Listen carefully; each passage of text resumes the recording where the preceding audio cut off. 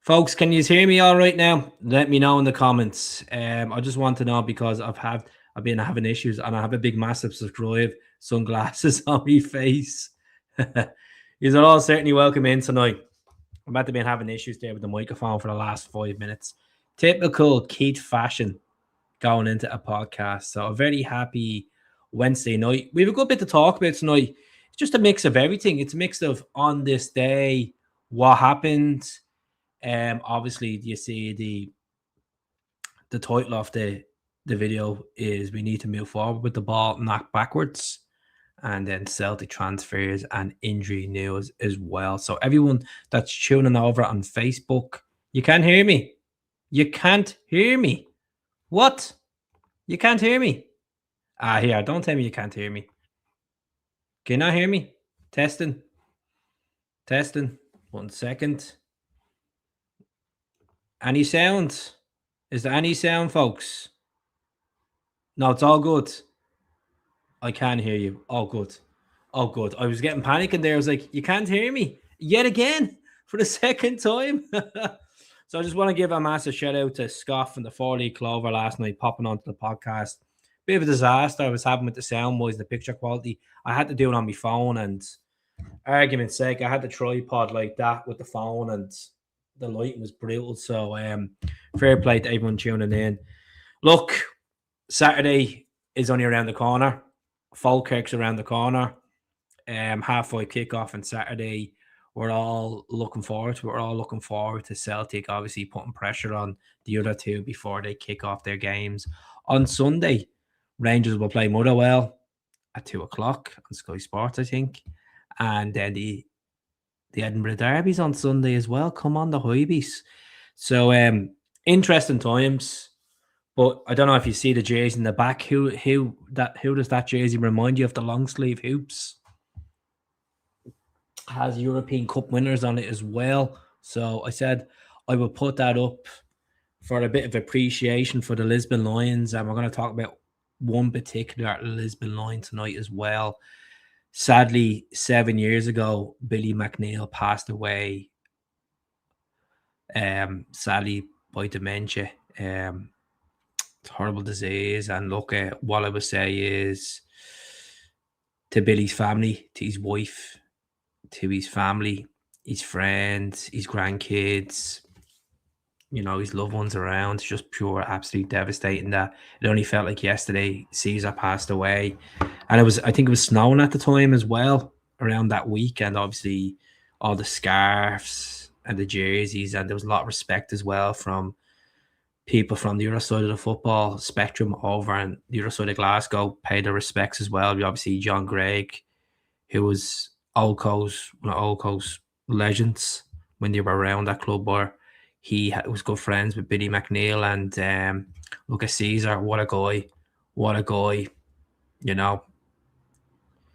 captain, what a manager, the manager of the centenary season, the man that walked up to them stairs in the Stadio Nacional and lifted that cup in the heat, the 25th of May, 1967. Without his teammates, because his teammates were in the dressing rooms, because obviously the scenes are full time. Celtic fans travelled far and wide to watch the team from Glasgow win the European Cup, and obviously beating Inter Milan 2-1 on the day. Gemmell and Chalmers, unbelievable stuff. Well, before my lifetime, but everyone knows the story of the Lisbon Lions. Everyone knows that. But 7 years ago, Billy McNeill passed away, and we only have a couple of Lisbon Lions left now, and obviously Bobby Lennox. You've got Craig. Got mixed up for a second there. Jim Craig left as well and stuff. But what a guy. Billy McNeill. We've had some phenomenal captains in our history. Paul McStays, and you got Feed the Bear, Rob Aiken, you've had Tommy Burns, you've had Scott Brown, now we have Callum McGregor. We've had some really good captains over the year, but Billy McNeill was literally the standards. He was the standards, he was the benchmark, and it's just crazy to think, that was 60 years ago. 60 years ago. Next year, the Lisbon Lions, unbelievable. And this is why we're bringing out this particular special anniversary kick going into this season, into the 2026 to 27 season. We're going to see the home jersey, we see the away jersey, then obviously there's going to be font on the tour jersey of the Stadio Nacional ground, the tiles as well. But Billy McNeill, what a phenomenal goal. I don't know if you have recognised on my channel today. What I've done was I'm going to start putting up more videos, YouTube shorts. Now, I put up loads of throwback goals today, throwback moments. I put up moments of, let me just see what I actually posted up today on my YouTube channel. I just want to show the folks as well over on Facebook. Can you subscribe to it? Can you subscribe?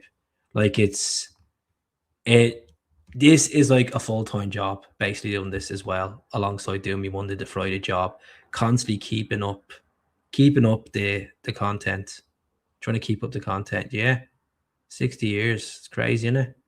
Absolutely mental. Be 60 years next year. This is the YouTube channel for anyone that's over on Facebook. Please subscribe. I've done over 2,500 videos. It's not me talking in 2,500 videos, obviously other moments as well. So today I put up today different shorts. I started with Tom Rogic goal, beating Rangers 3-2. Obviously wasn't the winner, it was the second goal at Ibrox Mother's Day 2018. And then obviously that phenomenal goal, one of the good goals that day at Love Street, and when we won the league in 1986. And then Arthur Borge scored in the penalty shootout against Dundee United midweek game in the Scottish League Cup 2009.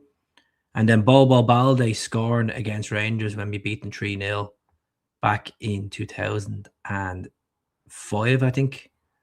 And then Craig Bellamy scoring against them in 2005 at Ibrox. Bertie Auld in Bird's Bar talking about him and John Gregg's little story about the salary. Henrik Larsson scoring his last ever league goal for Celtic. I put up today. And this moment here, we're going to talk about a little bit. Nakamura scoring the free kick to win the title. And then James Forrest scoring his first goal for Celtic. And then me, obviously, paying me respects to Billy McNeill and his family. And then talking about disappointed Tavernier. And then the ball at the back as well. So if you haven't gone over to my YouTubes, please subscribe. 19.4k subscribers, 19,437 subscribers as I speak. So everyone that watches me channel, when they just tune in when they can, or they just watch it for updates, I appreciate the support. I don't ever take it for granted. Every single comment, anyone tuning in across the socials, any like we get, it just shows that, you know, the channel is moving in some capacity, and I appreciate the support. So get over and subscribe to it if you can. Tell your pals about it. When is our next Celtic captain coming from? We don't have the good scouts B team or benefits coming up. Well, we do have a captain, Kieran Tierney. He just needs to be more vocal. Tierney was going to be the captain of Celtic before he left the club. He was going to be the next replacement from Scott Brown. We all know that. And Tierney needs to step up his game, even though I'm quite surprised the amount of games he's played this season. You know, I want Alistair Johnson to get it, but they're going to pick Tierney because Tierney's the top earner at the club.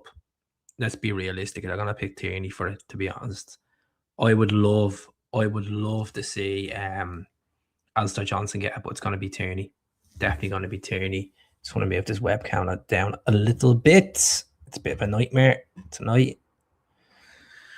But the laptop's just on a bit of a... I'm at to getting this new laptop stand, so it's a bit of a nightmare trying to hold it up. It's not doing the old goods the way it's usually doing. So we'll just leave that like that. I'm just get on with it. Like, my big head is up here, so why not? But regards to Tierney will get the captaincy next season. He'll get the captaincy over Alistair Johnson. I think we'll cash in on Alistair Johnson. Depends how he plays. Sell CCV in the summer. If CCV has injury problems, I think Celtic will look for offers. I don't know how much you would sell CCV for. I would say probably 7 million pushing. So I like Carter Vickers. I really do like Carter Vickers. But the problem is we need to stop thinking about the emotional attachment to these players. We got to think of, do they want to be here? Will Carter Vickers have that hunger after being sitting in the stands, seeing these players being up and down, inconsistent at times? I'm sure he's sitting there and saying to himself, "Oh, I know if I was on that pitch, it would be a different story. I would have got that block. I would have got that slide tackle. I would have prevented that goal." I'm sure he's thinking about that. I'm sure he is. But Carter Vickers, I've always been a fan of him, and I said when originally him and Jota were on loan at Celtic, I said, you know what? I want Carter Vickers more than Jota, I thought he was outstanding. I still think he is a good defender. And I think we have been missing him desperately this season. And I think the problem is maybe with Carter Vickers at the back, we probably wouldn't be playing this tippy-tappy football. Because regardless if it's Gales, Trusty, Dane, Benjamin Arthur, they're all doing the same tactics that are instructed to them. Play football from the back, keep hitting it to Sinisalo will go to the wing backs. You'll go for the wing backs, or someone will come and collect the ball like McGregor. This will lose us the league. I keep saying it. This will lose us the league. We keep saying that we don't have firepower. It's defensive issues as well that could be a massive kick in the teeth. We need a manager force. Look, the managerial stuff it's gonna go on and on. It's gonna go on this for dragging into this summer. So let's just look while we're on the manager stuff. Robbie Keane is 10-3. Askew is 9-2. Martinez is 5-1. Bellamy's 8-1. Ange 16-1. Bruno Larguet, Martin O'Neill 16-1, and Paddy Power. Sean Maloney 16-1. Steve Clark is 16-1. Oh, good luck bleeding. Mark Robbins, Mark Wilson, Stephen Bradley, Shamrock Rovers manager, Tony Mowbray 28-1. That has to be a piss take. There's no way to go near Tony Mowbray. I'd rather wait Damien Duff. Eddie Howe 33-1. Kieran McKenna is now 33-1 because he is pushing Ipswich Town to get there, get into that Premier League. Show us Lubo's first goal against the Cream Buns. I will put that up on the YouTube channel because I can't just put it up there and then I'll get done for copyright. I have to be particularly careful what I put up as well, and if there's commentary and the duration of the clip as well. Let's see. Can I find it? 2 seconds now. Yeah, I'll have it here. 2 seconds. 2 seconds. This could be it here.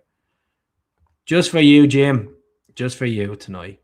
We're going to talk about SARACCHI as well. We'll talk about this Bolivian winger that we've been linked with as well. We'll talk about Arnie Ingles as well. So get the questions in. Doesn't always have to be what's the next captain, what's the next manager. I know they're the structure of everyone wants to know going forward, but I don't. I to be honest with you, wait, what's going on here? 2 seconds now for. Oh, there I have it here. I was like, what's going on? And where is that goal gone? By Simon Donnelly, in for Henrik Larsson, and Mavovcic! His first goal for Celtic. 12 minutes gone, and Josef Vanglos, his fellow Slovakian, leads the applause. I have to put on mute because I get done for copyright. Donnelly, Larson, dummy, boom, Lubo, see you later. Boom. Number 25. So there you go, Jim Lister. Does that relieve you? Is that the goal you wanted to see? I'll put that up on the channel. I will. Don't worry, I'll get that up. So you're going to see a lot of YouTube shorts, a lot of them, because I just realized today when me putting up loads of YouTube shorts, it's bringing new subscribers and it's bringing back some good moments as well. Ferran Torres to go. 3 goal scorers up now, 1 to go. What is this? Is this the Champions League or something you're talking about? Let me see. Oh, Man City. Is it Man City? No. Man City are beating Burnley, and Bournemouth are drawing 1-1 with Leeds. Speaking of Bournemouth, is Fraser Foster on the bench for them? Big Fraser Foster? No. Ben Doak's on the bench. Because I've seen an article today, people saying, would you take Fraser Foster back? I'm like, not a chance. Not a chance. And then Devuka, that plays for Burnley, the Slovakian keeper, I wouldn't take him. I wouldn't take Devuka. Even though a couple of years ago, I would have taken him. But regards to Alistair Johnston and Callum Osmond, they played a game behind closed doors, and they got a bit of fitness up as well. So that's a good sign going into this Saturday. I don't think the guys are going to start. I think people need to relax. People need to relax on that.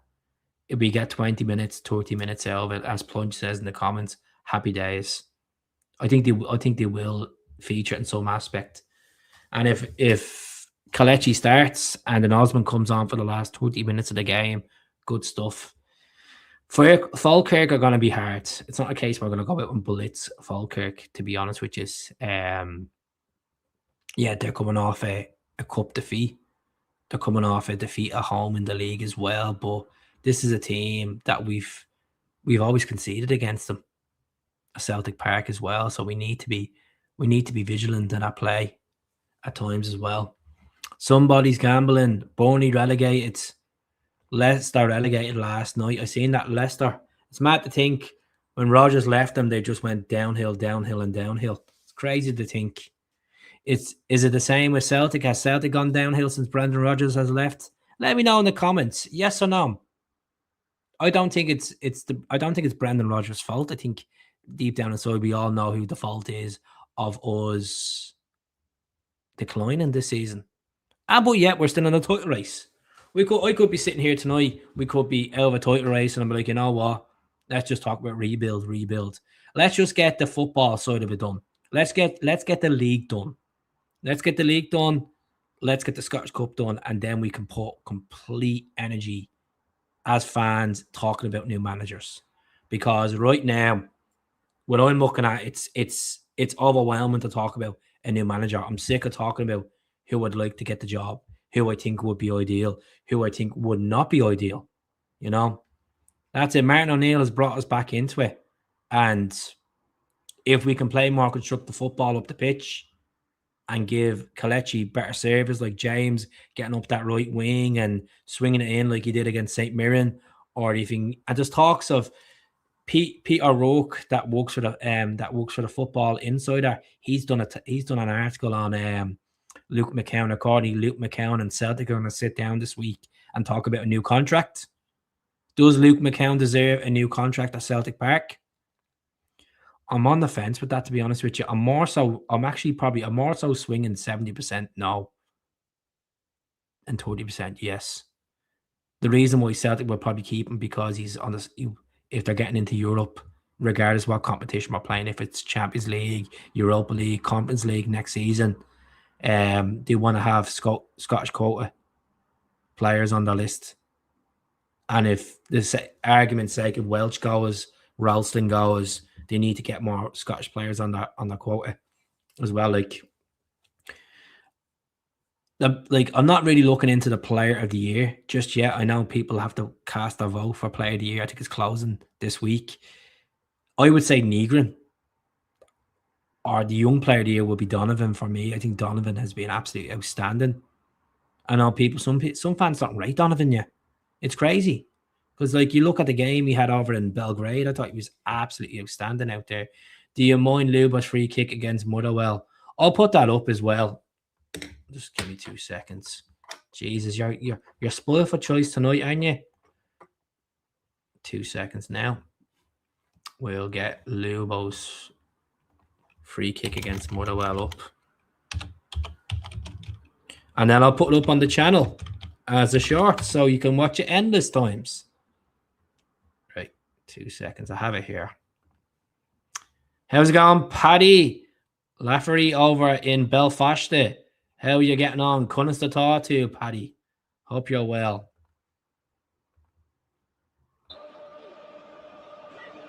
Marcel, the keeper. Mark Brown. It is going to be Lubomir Moravcik. Oh, take a bounce. It's just wonderful. Magnificent.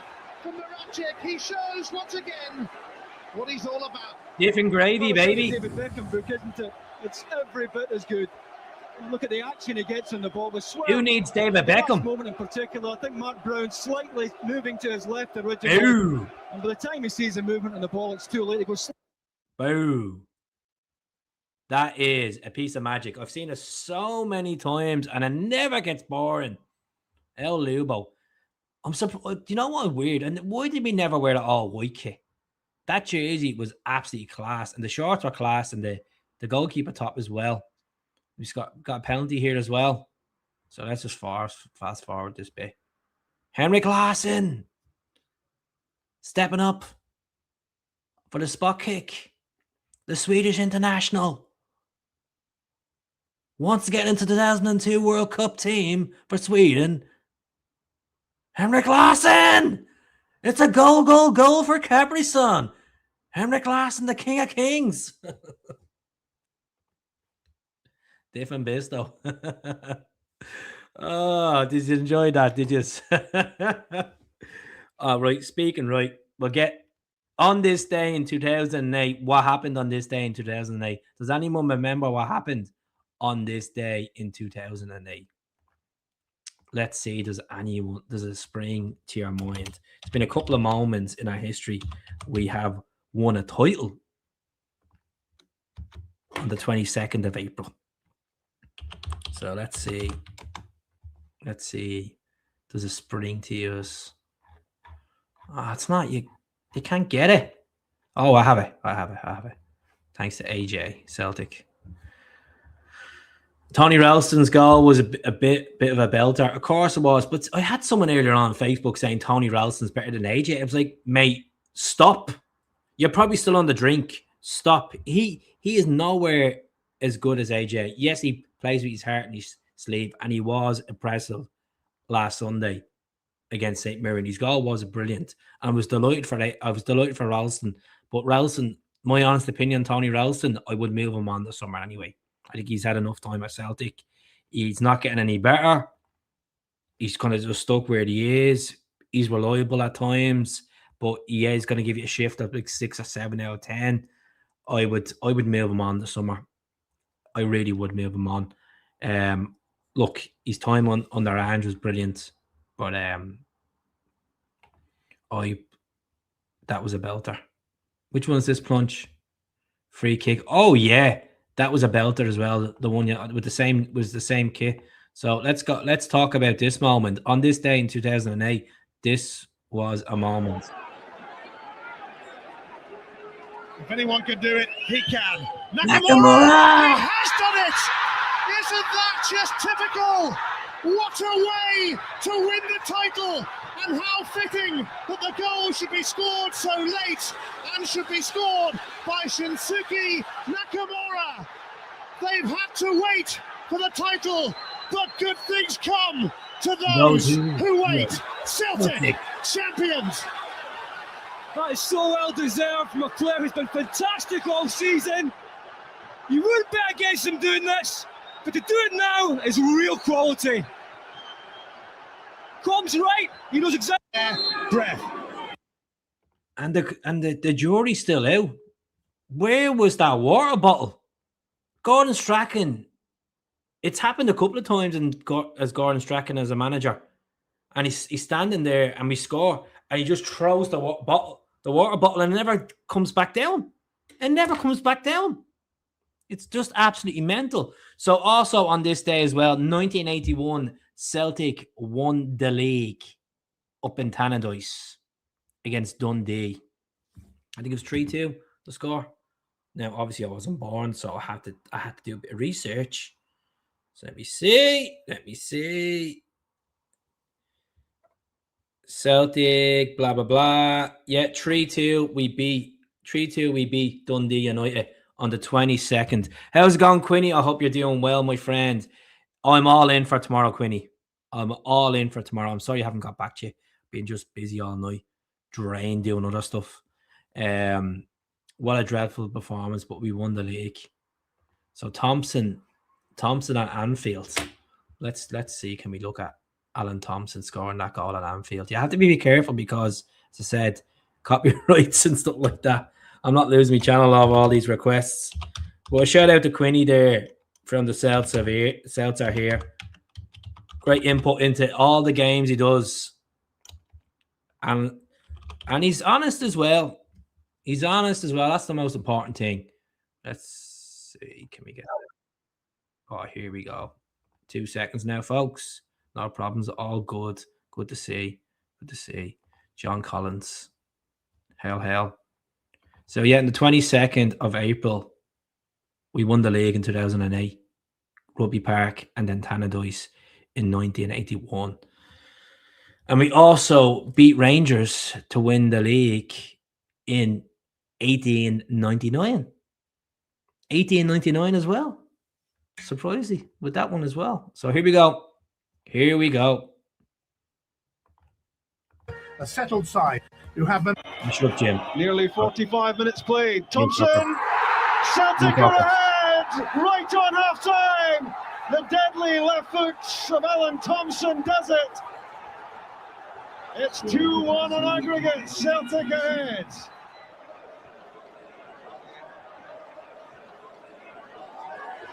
Hartson, the 1-2 with Larson. Jonathan the shot! From Hartson to Thompson, and then Thompson to Hartson. You could look back at all the moments. It's unbelievable. Obviously, Tomo scored in the first half, and then then John Hartson with an absolute cracker. When you hear the fans screaming. John Hartson with the goal! Surely, as of sight. This is a hero. The emphatic nature. The final. No, can't get it. If you look on YouTube, there's a moment where you can hear someone, get in. That was the game of all belief. Exactly. You know, they went on to be in the UEFA Cup that year, beating Celta Vigo, beating Blackburn, beating Stuttgart, beating Liverpool, beating Boa Vista. I know the sad thing is Boa Vista now, I think they're in the fourth tier of Portuguese football. Boa Vista. Just crazy to think. You know, they were a side. There could have been an all-Portuguese UEFA Cup final, but Celtic had to have to say. And, yeah, brilliant. That goal, like that flick, that little assist from John Hartson onto Larson to score that goal over in Portugal. Unbelievable. Gerrard was crying. He was. I think Gerrard jumped up. The ball went under him. Kind of like Ronaldinho class, isn't it? You don't see many free kick takers going under the wall. And Alan Thompson was different class. Tomo, different class. I think he even got an England cap when he was at Celtic. That's how good he was. Tomo with them goals against Rangers. You know, the volley. I was looking at a goal he scored against Dunfermline in 2001. Unbelievable volley. We scored some really good goals against Dunfermline as well. Stilian Petrov scored an absolute cracker against them as well. And then he scored an absolute beauty at Dens Park for Celtic. Stilian Petrov. But some really good moments. Do you know what I'd love to try get? I would love to try get the 2002-3 away jersey. I have the NTL one with the home digital on it. I want to try get the one with Carlin on it. The same jersey with Carlin on it. And I'd like to get the Bumblebee one with Tennants on it. But it's did they ever sell them? Did they ever sell them in the shops? Because I can't remember going into the Celtic shop in Jervis Street in Dublin and seeing the Bumblebee with Tennants on it when it was the tour jersey that season. I remember Hooper and Stoke scored against Hibs away. I think we won 3-0 when we wore the Tennants as well. But the 2002/4 yellow jersey, you can get the one with the Carlin on it. Oh God, it'd be a belter. An absolute belter. But what I will say is anyone that's looking for jerseys, there's a couple of places that you can go for the retro jerseys. First of all, Vintage is your first destination. Then I would check the Glasgow Celtic wear out. Kieran's a good lad. He always has top jerseys, top quality. He doesn't.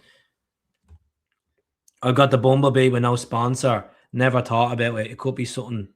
I just don't think. I seen someone at Hampden when I was looking back over the highlights. I think it was the last goal. He went off to celebrate, and he went close to the fans in that stand, and you seen someone with the Tennants on the Bumblebee jersey, and I was like, oh, I don't think I've ever seen them wearing it as well. Oh, what a man.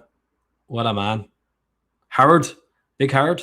Do you remember wee Maloney scissors kick against Dunfermline? Yeah. Did we not win 8-0 that day? Was that Was that Neil Lennon's first goal in 5 years for Celtic? He scored that day against Dunfermline. Am I correct saying that, Quinny? I think we won 7-0 or 8-0 that day against them. Or could be 6-0. Could be 6-0. 8-1, I think. Let's see. I really want to know now.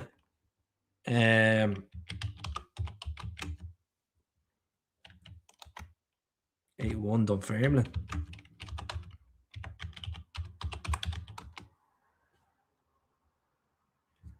Can't. Let's see. See, can I find it? Because I think Neil Lennon scored that day. That's when we wore the Nike. We had the green. Yeah, 8-1. 8-1. It was the 19th of February 2006. 2006. Let's just pull this article up here from BBC Scotland. That's a throwback game there. That was. SARACCHI grabbed 4 goals as Celtic recorded their biggest victory in the history of the SPL. I think we've actually beaten that. Now, obviously, we beat Aberdeen 9-0 at Celtic Park. Dylan McGeoch ran from his own half and scored. I remember that. Sean Maloney's superb volley. Neil Lennon drove a rare goal from the edge of the box. There you go. Yeah, that's a nice jersey. I never got that one. I have the black one and I have the home one. I just thought at the time it was a bit too out there. Too green. I know that sounds a bit weird. Too green. You know, because the previous season we were kind of like dark green with Umbro. So, yeah, that was it. I remember that game quite well. Crazy. My memory doesn't work like that. Yeah, it's just pick up games. Yeah, Sean Maloney's absolute cracker against them. I'll put that up as well in my shorts. I'll root that out. Yeah, Neil Lennon was actually laughing. It was out just the tip of the box. It was a good goal. I think it went into the left corner. If memory serves me all right. Yeah, SARACCHI was underrated. Like, why did we get rid of SARACCHI? Because we brought Kenny Miller in, was it? Is that why we got rid of SARACCHI? Was it because we had Jan Vennegar Hesselink? Why did SARACCHI go? Because did we sign? Because I think in the 2007 season, we signed Skippy, and then SARACCHI went on loan. We went on loan to, I think it was Austria, Switzerland, and SARACCHI played one or 2 games for us, and then he was out the door. I liked him. You remember his goal at Ibrox? Unbelievable. Scott McDonald was class. I think everybody was weary when we signed Scott McDonald because obviously the helicopter Sunday, we were all like, oh, we're signing this guy. Yeah. You know what? Kenny Miller was good for Celtic. Remember his Derby debut? I think he scored 2. He was pretty decent for Celtic in Europe as well, Kenny Miller. But as a person, can't stand the man. Honestly, can't stand the man. In a Celtic shirt, he was pretty good. But and then he moved off, didn't he? Who did we sell him to? Was it Derby County we sold him to? I think we sold him to Derby County. And then he went back up to them before they died. But yeah. But even like that team, you look at that team, like the 2000 and before we done 3 in a row, the 2 in a row team, like Evander Snow, SARACCHI, Jan Vennegar Hesselink, Tommy Gravison, Paul Telfer, Mark Wilson, Stephen McManus, Darren O'Dea. Did we have Caldwell? Did Caldwell play for us then? I think Caldwell played for us then. Arthur Boric, Derek Royden as well. What else? He did kiss the badges, didn't he? With a gobshite he was. Well, who else did we have? I'm trying to take off the top of my head. Nakamura, of course. McGeady. Jesus, Keith. I think Maloney as well. Now, Maloney was the 4th season. Then Maloney went down to Villa. He left to go down to Aston Villa, but he came back up the road then. He joined us back. And I remember he scored against St. Mirren, and he done the punching with he done the Tim Cahill as well. Could we do a Skippy and Vennegar just now? What, the 2008 game? The 2008 game? I'm no sponsor, fella, as well. Was that the 2008 when Skippy heads on to Jan Vennegar Hesselink, and then we win 2-1 in the dying embers of the game, and then Scott McDonald missed a penalty, and then McGregor got injured. Then Nakamura scored probably one of the best goals I've ever seen, and then he could have had a second. I think it was it Carlos Cuellar that handballed it on the line, if I'm correct saying. Was it Carlos Cuellar? I think it was. You know what, Carlos Cuellar, I give him the respect. He played for Stilian. He played in Stilian Petrov's charity game. Wore the Celtic jersey and all. I think, where was Carlos Cuellar from? Was he Algerian? I think. Do you know who I used to hate? Was it the Marcus Beasley? Was it that guy? Oh my God. Remember he had Kuzant. Kuzant had a big slab head. Oh, Jesus Christ. That was some title run in that 2007-8 one. And they had, I think they had 3 games in hand at one point. All we were doing was plucking away and hoping for the best, and it worked out for us. But this time around, everyone's playing on the same weekends, and there's only one midweek game left, and that we're all playing on the midweek game. We're away to Fair Park. I think they're home. I think their final game's at home. Who's their final game at home? I think it's Hibs. And then they're off to Falkirk, and then we have obviously Hearts. And Hearts are home to Motherwell. So yeah, not Motherwell. Fucking trying to think here. Falkirk. So yeah, crazy. Yeah, Motherwell. I think they're home to Motherwell. I'll have to check the fixtures now. 2 seconds. Let's look at the fixtures. I'm all over the bleeding shop here trying to think of all the fixtures. So this is how it works out for this weekend. We're home to Falkirk. Rangers are home to Motherwell. Then the Edinburgh Derby on Sunday, 4:30. And then the second round, we're away to Easter Road. Hibs have. Does that mean Hibs have 2 home games in a row? Hibs have 2 home games in a row? That's strange. Right? So, and then Hearts are away to Motherwell on the 3rd game, while we have Rangers at home. Then Motherwell is our last away game. And then Hearts are home to Falkirk, and then Rangers are home to Hibs. Interesting. We all knew the fixtures anyway. Just trying to think of the other teams who they were playing and stuff like that. I'm just trying to take every game as it comes. I know the Green Brigade put out a message saying they want their fans to arrive at 3:30 to push the team outside, get behind the team. They want CSCs to put their flags out across the stadium and get the fans all on board for the last 3 home games of the season. Hopefully everyone gets on board and makes the place a fortress. Yes, Keith, you've heard that commentary from a Celtic fan when Carlos hands the ball. Yes, you're so funny. Yeah. Big Codwell. You know what? Codwell, we signed him from Hibs, and he was so dodgy at times, but he came up with the old goal or two. El Codwell and McManus. Tell you, McManus. I remember looking at a video there the other day. I think it's from another one from Paul. Shout out to him on his YouTube channel. He done in the 2009-10 season. We let 10 players left. The 10 players departed the club in January. I think 4 or 5 went to Middlesbrough because Strachan went down and took the Middlesbrough job. And obviously Tony Mowbray was the manager for us then. Oh God, head wasn't too bad. Loved Big Mick. Who else? 103 points. Because we absolutely sailed it in 2001. We won the treble that year as well. You know, obviously coming back from 25 points the previous season. Rangers won the league and Martin O'Neill came in, and the football we played. Shouldn't we beat Hibs in the cup final as well? Jackie McNamara scored as well. I think it was the League Cup final. But yeah, regards to Saracchi. Saracchi's linked with a move to Argentina. Racing Club, the team that we played in basically the Intercontinental version of the Club World Cup back in 1967. We played Racing Club. And I think there was actually trouble with them over in Argentina. There was a story about that. So Diego Medito is the president of Racing Club, and they're looking to sign SARACCHI. What happened to Pearson, actually? The ginger? Pearson, he wasn't a bad player. What was his name? Stephen Pearson, was it? What happened to him?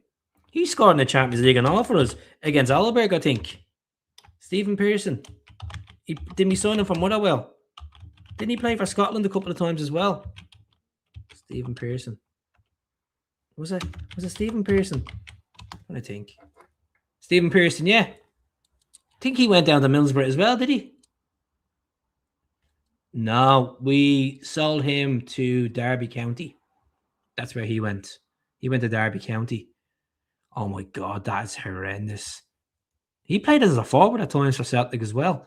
112 games from Derby County, and he scored 4 goals. Good luck.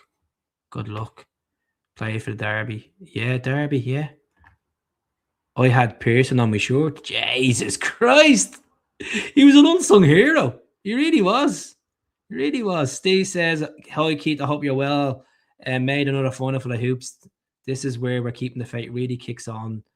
I don't know. The bad thing is, I'm actually not there. I'm not going to be in Glasgow for the cup final. I'm going to be in Dublin. I have to go to a wedding.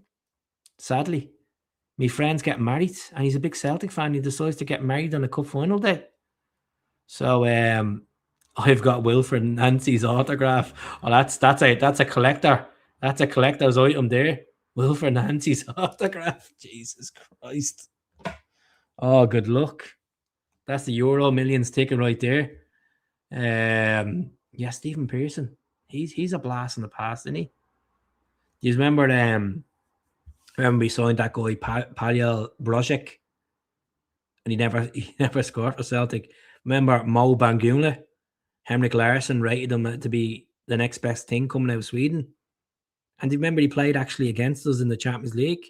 He was playing, I think he played for Elfsborg on loan. He went back to Elfsborg. Yeah, it's crazy to think. We played some mad teams from Scandinavia. And I think we ended up playing, what was it, AIK before the derby. We played AIK before the derby. And I remember that because I was actually in Bulgaria, and we played them off the pitch in Stockholm. And then that Sunday, we went to Ibrox. I think it was the Sunday. It was the Sunday. And Otson Edward and Johnny Hay scored for us that day as well. Unbelievable. And that's when that's when they couldn't accept it, and that they start cutting the allocation the season before. But yeah, my friend's getting married, sadly. Yeah, well, look, Danny knows, I'm delighted for him and his missus. But like, I will be there. I will wear me green and white suit, but I'll have to try watch the game somewhere. Here's one for you, Keith. Cascarino or Big Tam? I say Cascarino. Cascarino was up his own arse. Tony Cascarino thought he was God's gift, and then obviously he went back down. Didn't he go back down to Chelsea or stuff like that? It wasn't bad for Ireland, Tony Cascarino. Give me another comparison. But SARACCHI, we need to get the deal done with him. He's 27. He's on $7,000 a week. Robbo's not coming to Celtic. He's gone to Tottenham. Let's get SARACCHI in. SARACCHI's very direct. We can afford his wages. He has 1 year left in his deal at Boca Juniors. We've been in discussions in the past about getting him over the line. About 6 weeks ago, his agent came out and said to the media in Uruguay that the deal could be done. But the source for the Racing Club is, listen to this, El Crack Deportivo. No, El Crack Deportivo. That was the source for that. And here's the source here. Here's the picture here. I just put this up last night when I was doing a video. I didn't really make much views, but that's a source there about it. Also, this lad's been in the chat about this lad, Arnie Ingles. We'll talk about him in a second. Commons, Arnie Ingles, Commons all day. Chris Commons is a baller. I had the pleasure to talk to Chris's missus on the channel, Lisa Haig, a couple of times. Lisa sound. I was trying to get Chris on, but Chris is not having a bar of it. My missus loves Chris Commons. Just loves him as a player. Always bought the long sleeve. Remind our Chris Commons. Chris Commons. Remember his Boise kick at Tannadice? You remember that in the Ronnie Doyle season? Do you remember him and Ronnie Doyle had a massive argument? I think it was it away to Molde or was it away to Fenerbahce? And he start pointing at the bench. What game was that? How's it going, Deborah? I hope you're doing well. Derek White or Liam Scales. Derek White.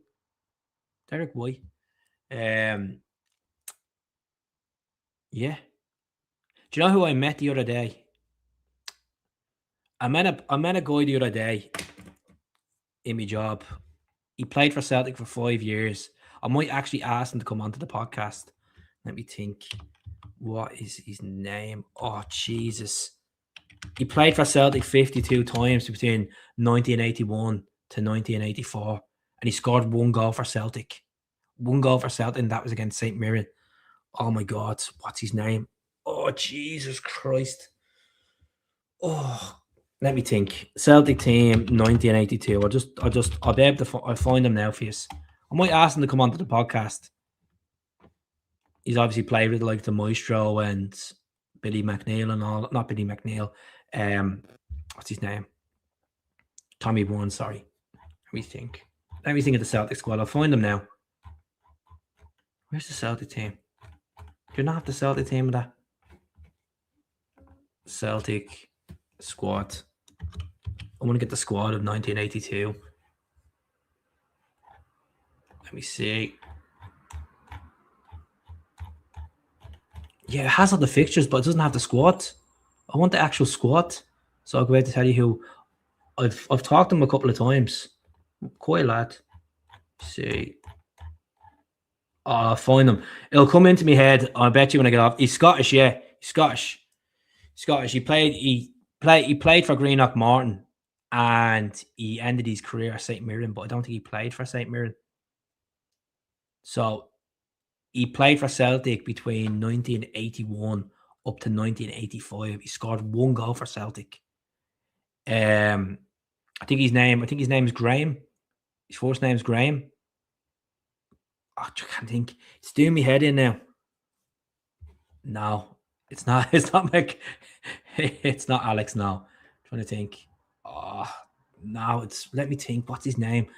I'll come back. It'll come back to me. By the way, that's a Walker's pen. If you're all wondering. How come I can't get the Celtic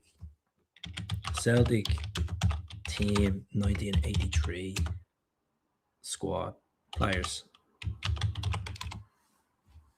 Might be able to find it now. No, it just comes up the results. It doesn't come up the actual squad. Bleeding brutal it is. Celtic Wiki. No. Where the hell? I can't think of his name. That's it. That's the guy. That's it. That's the man. I've met him a couple of times. That's him. Graham. Yeah, that's him. He's scored 1 goal for Celtic.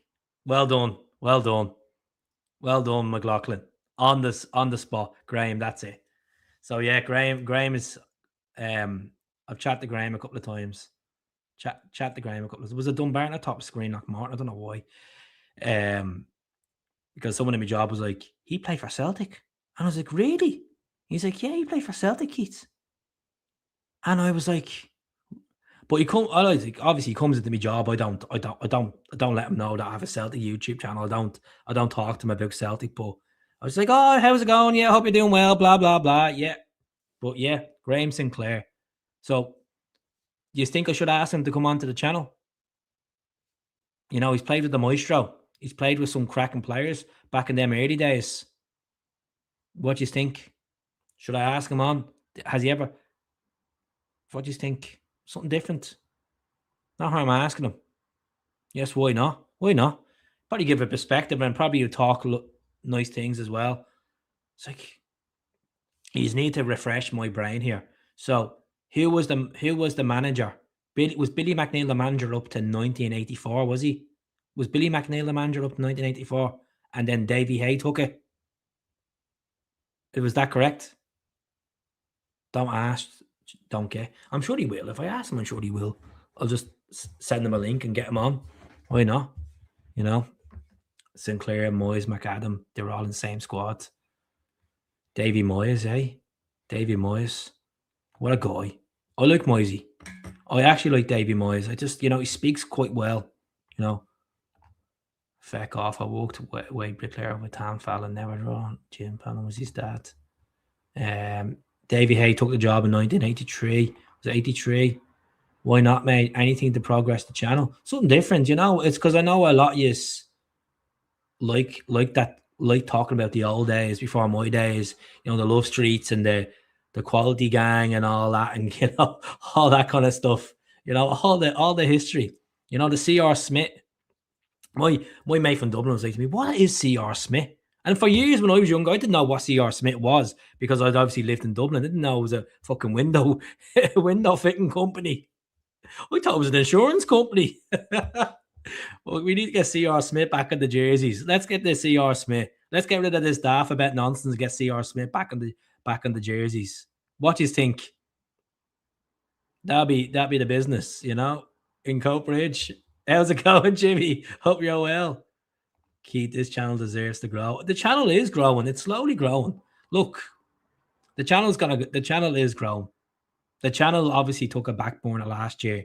Had a lot of stuff that went on last year, and we're back into capacity. And look, I really appreciate it. We'll get there. Look, it's not a sprint; it's a marathon. And I've got really good opportunities off the channel. I've interviewed George Gadetti. I've interviewed Chris Sutton face to face on the shows. I've interviewed Jackie. I've interviewed Simon. I've interviewed Stokesy. I've interviewed Paul Bourne. I've interviewed a few players in the past, and appreciate them all, and and people know me from obviously doing this stuff. So yeah, the channel will grow. It's not a sprint; it's a marathon, and yous are more important than former players. Yous are the voice, not me. Yous are the voice. Communicating with the Celtic fans and getting their opinions on a day-to-day basis. We've had such Stokes or Griffiths. Stokes, he never had the ability in the derby day. You just need to watch me interview I've done with Stokes. I've done it just on a StreamYard. Stokes didn't have it on derby days. His link up with Hooper and Griffiths was good at times. Gary Hooper for me is one of my favourites. The thumb. Give the thumbs up. I'm only pissed off. I'm only glad that the mob pissed off Alex Ferguson. Oh yeah. That's actually a pretty decent documentary. I'd recommend watch it. Alex Ferguson's documentary. And then watch the documentary on Jock Stein, Matt Busby, and Bill Shankly. Scotland have produced the best managers in the British game by a mile. Unbelievable. Absolutely unbelievable. My dad absolutely can't stand Alex Ferguson. Can't stand him. He calls him the whiskey nose. He can't stand him. But King Kenny. Oh, I would if I could get anything signed from Kenny Dalglish, it would be unbelievable. It's my dad's favourite footballer of all time, King Kenny. We got him a picture years ago when Kenny was, I think it was 1986 for Liverpool, and he has his hands in the air. Dad loves Kenny Dalglish. Absolutely loves him. But yeah, good times. Regards to Arnie Ingles, Lazio, I'll talk about him in a minute. I know people are still talking about, tell your dad I said hi. Fergie has nothing to do with it. Yeah, Fergie done the right thing. After him and Catherine, we're getting married in a registry. Obviously, walked out. The way they treated Rangers, treated Alex Ferguson was a joke. Proper bigots, absolutely disgusting material. I love that clip. Where who's the comedian that does it? Oh, he's gonna have to remind me.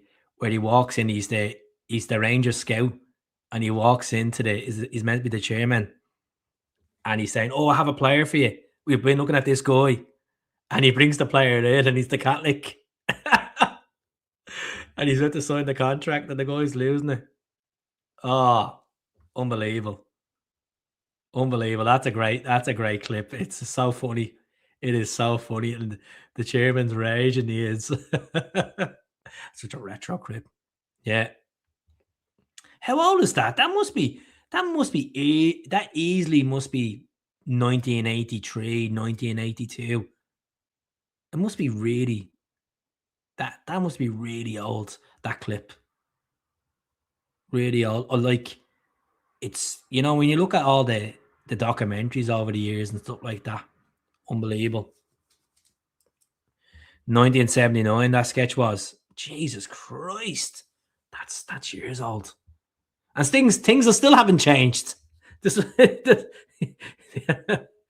Oh God, we won't talk about that Judas that signed for them. We won't talk about him.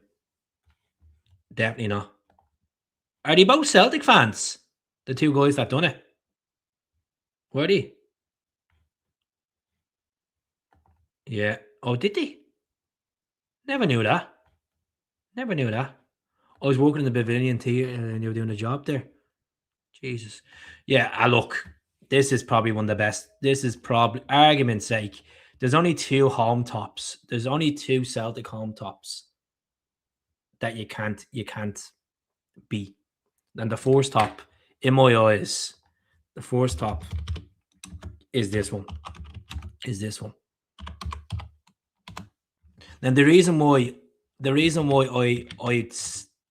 I go for this home top is because it's different. It's quite unique. It's not the snakeskin one before you start wondering what I'm putting up here on the channel, right? Battle of the home tops. We're gonna go back to Arnie Ingles in a minute. I am gonna answer that question. Don't worry. I see that there. This top is an absolute peach. The smaller hoops, the thinner hoops, the tenons under the top, the design around the crest, and most of all, it just brings emotional feelings. We won a double that season, and we beat Barcelona. We beat Barcelona on that top. We beat Spartak Moscow on that top. We beat, was it Helsingborg? Was it Helsingborg we beat as well? I think we played Helsingborg. No, was it Helsingborg that we played in the qualifiers? Correct me if I'm wrong here. And yeah, some really good times. That was an amazing jersey. And know what was cool about that kit? They wore black socks as well. It was actually quite unique. Sure, didn't Celtic wear orange socks or red socks against Leeds United in the European Cup semi-final? Was it Ellen Road or Hampden? Chris Commons, yeah. Chris Commons, Charlie Mulgrew, Scott Brown, Joe Lely, Victor Wanyama, Fisher, F.A. Ambrose, Fraser Foster. Who else did we have? Anthony Stokes, Gary Hooper. Who else did we have? Samaras. Miku. Remember Miku? Miku as well. We can't remember. Lasad. Remember Lasad? Lasad. Yeah. Chris Commons, yeah. The best goalkeeper one is the 1980. 88, 91 green one and grey. Oh, with the green the green patches on it. Umbro done some cracking tops. So the next one, everyone says this is the best home top, and you know what? This or the 2012 is the best home top. And to get this top now in the market, you could be looking at easily £250 to £300 to buy this top on the market. Just get this particular jersey now. Get the real deal.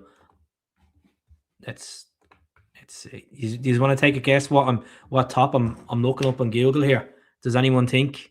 I'm gonna talk about socks and Arnie Ingles and stuff. Jeez, I'm on this over an hour now. Jesus Christ. This is what happens. I think the missus has gone to Wetherspoons, is she? Let's see. She gone to, she must be gone out for a drink. Well, for fucking some, eh? That's the jersey there. There's the jersey there. There's the best home top. Keith, I am from Armagh, but I live in Greenock. Brilliant stuff. There's the best home top of all time. The centenary one. The 1997 one is vintage with the Umbro on it as well. We always said Vanyama smoked the doobies. Big Vic. Still got my top. Jesus, we'll keep that. That's a vintage. That's worth a few bob. I have a jacket that I will never ever get rid of, and I refuse to. Someone offered me in the pub one day €250 for this jacket, and I was like, no, not a chance. Celtic black Nike zipper. Where is it? Holy Jesus, can't find it now. Where is it gone? Hold on. Just, you know what I'll do? You know.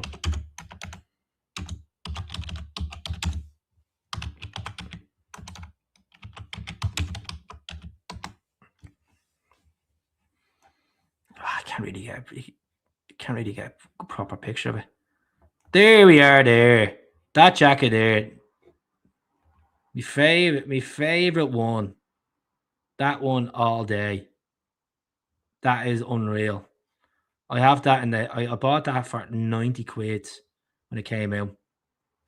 €90 in the Celtic shop, and I swear to God, it's my favorite piece. I'll be back in 2 seconds, folks. 2 seconds.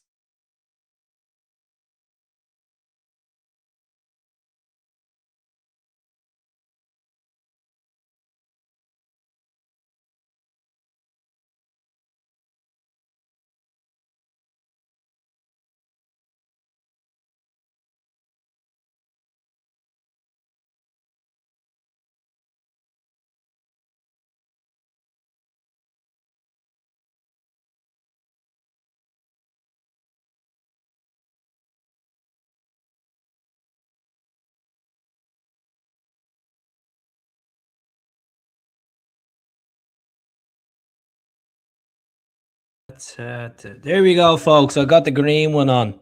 I was going through a suitcase earlier on, and I found this bad boy. What a top. What a top. Brings back the good memories. These are the good days. The good days. You got the Celtic on the back of it as well. Oh, God, this was a great top. I have this thing. I have the black one, obviously, with the as well. But, yeah, I like the black design with the stripe. Right, let's go up to the questions. My wife put that up for sale for 50 grand. No buyers yet. I don't. Someone will buy. Some crazy bastard will buy. You'd be surprised. There's some mad people out there. So let me see. So Arnie Ingalls, he is linked with a move to Italia, not to the team that a lot of Celtic fans would like to see him go to. Lazio. Let's be honest. We all know our history with Lazio. We don't like Lazio. And Ingalls, according to the hierarchy of Lazio, want to sign the Belgian midfielder. I'm going to be brutally honest with you. I can't see us selling Arnie Ingalls. Put 20 million on him at least. You have to be stubborn. He's a young up and coming midfielder. He's a Belgium international. He has Champions League experience. He's Europa League experience. You know, he's played almost 90 games for Celtic. He's had his injuries as well, but he's a player that has 2 years left in his Celtic deal as well. So we shouldn't be listening anymore. I know. Yeah, that's what I was thinking. I was thinking in that, to be honest with you. I really was when I was talking about it. Torres got a goal. Looking smart, big man. Arnie Ingalls is gone. I think he's gone. I know people are saying 15 million. No, Jimmy. We bought him for 12. let's be honest about this. He's won a league title. He's won a Scottish League Cup. He's played in a Scottish Cup final. He's played in a Scottish League Cup final. He's now going to play in another Scottish Cup final. He's played Europa League football. He's played Champions League football. That's going to bring his valuation up. He's been capped for Belgium as well a couple of times. That will bring his valuation up. We could sell him for 20 million. 20 million. Any transfer news this early is false, man. Pure kickbait. Look, I understand that, Steve, but it's been in the past when teams have been linked with players and it dies down, then it comes back open. You're going to get it. You're going to get it. And you have to have this conversation. You do. I know some people don't buy into it until the window officially opens, but you don't know what the agents are doing in the background. You don't know if they're having that conversation in the background and doing the dirty dirt on the club, because they do. Players do it. Coaches do it. Managers do it. As we know what Brendan done with Leicester. We knew what Ange done with Tottenham. I'd still take Ange back. I forgive Ange. I would forgive Ange any day to come back. Jimmy's not shit. Like Ingles played well in the first half of that game on Sunday. It's just he has to rediscover form. That's all it is. He just needs to rediscover form. That's all it is. Don't be completely writing the guy off. Forrest already set the bar regarding Ingles. Agent will be pushing him everywhere. 100%. They'll be listening to offers all over the place. Hello, my friend up in Bergen in Norway. How are you getting on? How are you getting on? Nord, Selch, Johansson, Ronnie Doyle. How are you getting on, my friend? Start throwing all the Norwegian Celtic players at me. Leicester City are going down. Leicester City are relegated. They're going to League One. And good luck for them. This is what happens. They haven't recovered since the owner passed away as well, because they wouldn't spend the money. They just wouldn't spend the money. Yeah.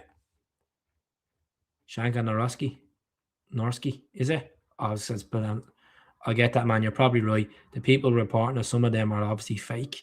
Like, some of them are, but that particular guy there, he works for this guy here, Lorenzo Laporte. He works in one of the big outlets in Italian football journalism. So I won't completely squash that one. This one here, this is a good concrete source as well. See this guy here, Ekrem Conor, the Bolivian 18-year-old. He's been capped 7 times for this country and he scored 2 goals. He's playing at the moment, playing for with Casablanca in the Bolivian league on loan. So Monterrey want him and Celtic want him. I'm going to be brutally honest with you. Not enough goals his game. Playing for New Ready. That was his parent club. But I don't know. This is the problem. Like, Celtic go for these Latin American wingers. And Palmer was all right in his first season. But I think we're gonna cash out on Palmer. I think we're just gonna take the offer and let Poznan are gonna buy him for 3.5 million. I'm sick of these stories 1 week saying that Palmer's gonna go to the Polish league on a permanent deal and then he wants a second chance at Celtic. Actions speak louder than words. And I just think with the uncertainty of this season, the way the shuffle and going into next season, fans are going to ask them questions. Who's going to be good enough for the Celtic squad next season? Will Naroski come back? I asked Scott last night in the podcast, would you take Jack Hendry? And he said no. Jack Hendry has Champions League experience alongside Scott McKenna. I don't think we should be getting either of them. To be honest with you. I just think Hendry didn't do well at Celtic when he was under pressure. He didn't do well. You remember he was in the team that got beaten by AEK Athens away in the Champions League as well. And I think Scott McKenna, he's well overrated. He's nowhere near worth 9 million, to be honest. So after the World Cup, we could lose 9 players in the summer. I like to see, but Braga, Lennon Miller from Como. Do you know who Celtic should go for? And I don't think we'll get him. Do you know who I'd like to see as Celtic manager? You're probably going to think, I'm fucking nuts. But this name has popped up in my head, and he's doing all right for his team. He's made his team. You know, they were a promoted side a couple of years ago, and they're building and building, and they're doing well. And now they're sitting in a European place, and they're pushing for Champions League football this season. Who do you think I'm guessing? Who do you think I'm guessing? And he's fluent in English, and he's quite young. He's a young manager as well. So I'm going to give you a couple of hints there. And he's managing in the top 4 leagues in Europe. I think he's going to be tipped to be the next Arsenal manager, if that gives you a hint. Alex Neil. I met Alex Neil on I met Alex Neil on an EasyJet plane going to Mallorca. I won't pay 900k for McKenna. Exactly. So if you haven't subscribed to the channel tonight, please subscribe as well. We really appreciate it. I'm enjoying the live tonight. I know it's a bit longer than always, but you know, Cesc Fabregas, correct. Cesc Fabregas. I would be interested, maybe a young manager.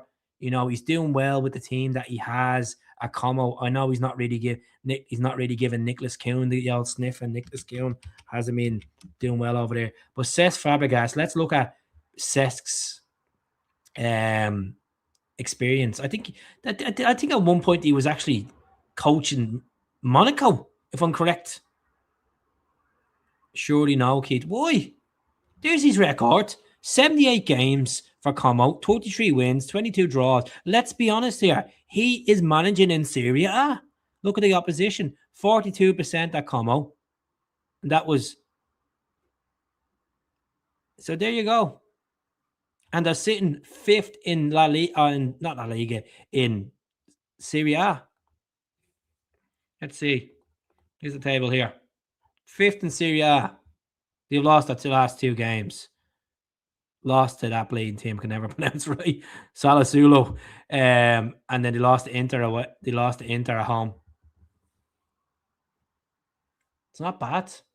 It's not bad. Cesc Fabregas is building something there at Como. Fabregas wouldn't be bad. Strasbourg manager. I'll have a look at the Strasbourg manager. Who is the Strasbourg manager? Let me have a look. Let's go on to this. Let's see. Oh, he's not doing me tits in tonight. I'm only joking. Where are we going? Leagues. Francais. Strasbourg. 8th in the league. 8th in the league. Well, Cesc Fabregas is 5th in the league. Right, let's have a look. Let's not completely chuck it in here. Here's the manager. Gary O'Neill. That used to manage bleeding. What's it called? Fucking Wolves and Bournemouth. He done well at Bournemouth. He wasn't great at Wolves. Did he not take over from the former Chelsea manager that got the sack? No. I wouldn't take Gary O'Neill, folks. I'm sorry. No. No, it's no for me. I'd rather Cesc Fabregas over Gary O'Neill. I know he's probably thinking I'm bleeding nuts, but no, I'd rather Cesc Fabregas. You know, he's been around Barcelona, Chelsea, Arsenal, now managing. You know, I would love Knudsen. Since you're in Norway there in Bergen, can you go down to or go up to Bodo and have a chat with him? Please. I generally think Celtic fans will find a problem with most managers. 100%. I agree with you. Everyone's going to have pros and cons. Like I just said there, just looked like Gary O'Neill. I was like, nah. Done well at Bournemouth. Give him the price there. I don't think he done well at Wolves. I agree with you, mate. He's took a team like Como and nearly made a cup final. There you go. Like, some people realise, like, Serie A is on the up. Serie A is going back to the level it once was back in the early 2000s and in the 90s. Serie A is moving up as a club, moving up as a league. Sorry, not as a club, moving up as a league. And the clubs are getting stronger. Don't get me wrong, Juventus got absolutely walloped in the Champions League. Inter Milan got into the Champions League final last year. Italian football is growing. They're obviously scouting players from the Scottish Premiership. We've obviously seen Lewis Ferguson gone over there. You know, I know it wasn't directly Billy Gilmore. I know he went from Brighton, but Scottish players are going over there and making immense over there. You know, Josh Doig was over there for a while. Who else? That's that guy that played for Kieran Bowie's now over in Serie A. You know, who started the trend? Henderson. Young Henderson. And then his brother went over as well.